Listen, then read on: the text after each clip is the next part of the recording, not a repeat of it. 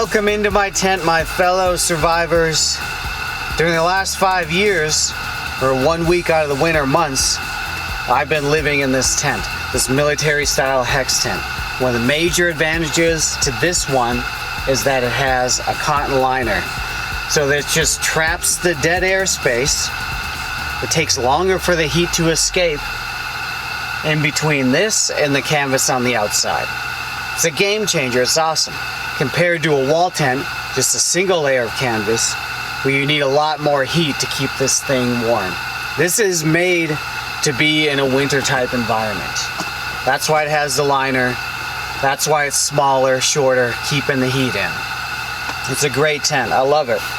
So that's why I'm still using it. That's why I'm not using a wall tent. It's just warmer, and it's all I need. There's a lot of different things that I can still pack in here. I can still cook in here. There's still enough room for my gear. I've slept 2 or 3 people on these. I've slept the whole family just right on the ground. So we're in the tent after 4 days. It's coming up on the 4th night tonight. It's starting to dry out just a bit. Been using the buddy heater, turning it off at night, turning it on when I need to warm up. Now inside here, inside this tent, has these drying lines all around, which is nice to hang things up and dry out. Now with my bed that I have this green sleeping bag along with my Whoopee poncho liner military blanket on the inside. ECW sleeping bag, nice and warm for sure. If it gets real cold, I have my cold weather boots. Keep my lantern case under there. Everything's being pretty comfortable so far. It's nice. If we look over on the other side, what I eat out here and what I've been doing for years, there's just a lot of different things in here, and I don't finish this whole box. Now let me preface, I don't keep all this food in my tent in the summertime or when bears are around or in certain areas. The area that I'm in now is safe, but you can have mice running all through your camp. So generally you don't want to be cooking inside your tent in the summertime or during certain conditions and where you're at. There's a bunch of snow out here right now, so everything's hibernating, things aren't running all through my tent, so it's safe. I like to have chips. Chips are always good, spicy chips and tortilla chips for salsa. A lot of times I have these quality ramen bowls. Those are good things to take along the trail and eat, and it's just warm, filling, and good when it's cold outside. This white rice is interesting, made from vegetables. There's a lot of protein in this. There's 10 grams of protein per 1/3 of a cup dry. So it's a good alternative to rice. A lot of different protein options within flavors with this rice here. And just assorted snacks. Something to try and keep the energy up. You know, it could be anything from energy bars that you make with peanut butter, oats, raisins, honey, flaxseed, whatever you want to mix in there. That's always a good option, although a little bit heavy. Emergency or some type of vitamin drink is a good thing to have. A lot of times I have that in the mornings. Coffee. Either with a percolator, with this, ground coffee, or with the Vias is a good instant style coffee to go with there. You can get things from the bulk food section, some pastas, some trail mixes, some nuts. These pasta sides are only $1. That could be a good thing. I don't eat these too much. There's a lot of salt in there, but they're a good cheap thing to have. Spices are always good. Salt and pepper, meat rubs are great. Some pho bowls are good. This is actually a Thai, but pho is actually another good thing to have as well. And that's something easy to make. Another meat rub. Plates, bowls, my utensil. Thanks Becky and Ben for giving this to me. You have a spoon, a fork, and then a knife on here. It's unbelievably handy. I wouldn't have thought it, but it's nice. I like having it. It's not something I carry on the trail because it's heavy, but it's a good thing to have. Along with paper towels, use a fair amount of paper towels, just cleaning pans, wiping your hands when you're eating things, Ziploc bags, and if you're going to be out there for an extended period of time, Ziploc bags are a good thing to have, and the BPA free kind. So you pack your food 2-3 weeks in advance sometimes. You can taste the plastic, say if you put a handful of chips in there, or different things that you put in your bag, you can taste that plastic a week, 2-3 weeks later once you start eating that. It does not taste very good.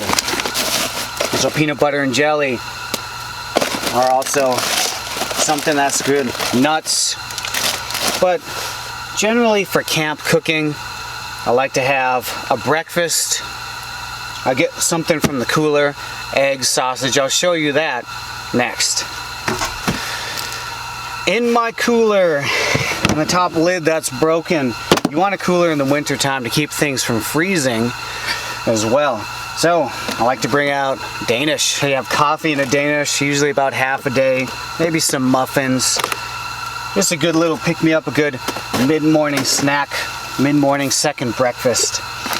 Now, with all the things that I have inside here, I usually don't take out set meals for every day, unless I'm doing hunting meals and I have my own Ziploc bag full of what I'm going to eat that day with a certain amount of calories. When I'm out just car camping, just eating what you feel like is a good thing to have in the back of your brain on, oh, if I get tired of something, I can have something else. So a lot of times I have the staples of elk backstrap and elk burger. That's always good. Eggs for steak and eggs, or just for eggs in the morning. So I always have eggs and sausage. This one's spicy sausage. And then I have the option, if I'm hungry enough, or to make it as a second breakfast, a sausage, egg, and cheese McMuffin. So you have your cheese, have a nice big block of cheese. And if you want to splurge, get the expensive kind. Some more peanut butter, some more jelly. This one's a strawberry jelly that we canned. And then if you also have some bread for peanut butter and jelly, summer sausage is a good thing to have, as you fry that up over the fire on a stick. Bring some cheese along with you, maybe some crackers. Excellent snack, or just lunch. Some wipes I was keeping in my cooler just to keep from freezing. Fruit is good to have, either apples, oranges, onions. This one's almost gone, just thrown in the cooler. Almost ate most of that. And then you want to have some type of oil or butter to cook with. Just makes things taste a little bit better and keep things from sticking on the pan quite as much. Along with your burger, you have the condiments. I haven't used these that much this trip, because a lot of times with the burger, I make the burger, put a bunch of seasoning on it, put an egg on top, put cheese. A lot of times I'll fry the cheese, and that's usually good enough for flavor without needing too many condiments. Having some pickled jalapeno peppers are great, along with another thing that my wife and I canned. It was her idea to make this spicy pickled green tomatoes.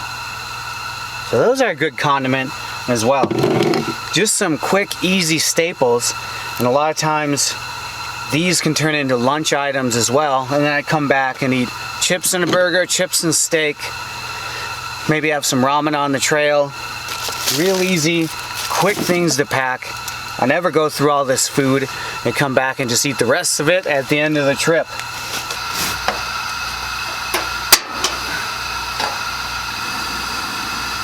Here's one of the meals I'll cook out here.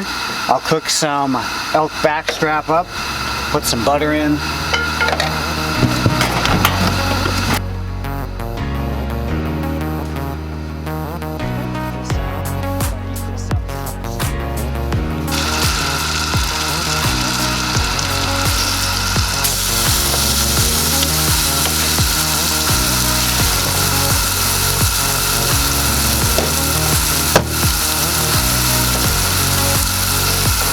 Throw some onions in there.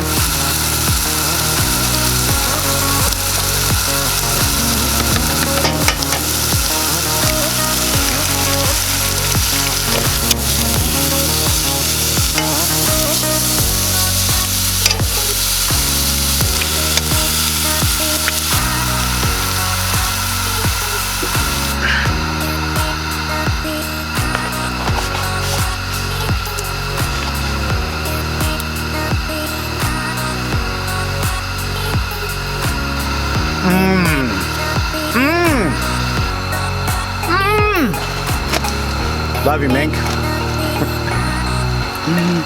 It was great that you guys were able to see inside my tent. We'll see you on the next one, and keep surviving.